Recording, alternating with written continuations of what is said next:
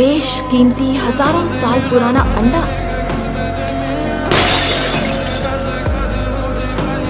टूट गया। तुमने हमें नकली अंडा दिया।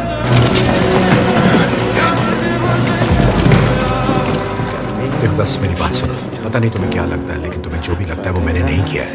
मुझे फंसाया जा रहा हो है। सकता है और नहीं भी, पर सच का पता लगने तक मैं तुम्हें अपनी नजरों के सामने रखूंगी। वैसे बदला लेना मेरी फितरत तो नहीं है, पर मैंने तुम पर भरोसा किया और तुमने मेरा दिल तोड़ा।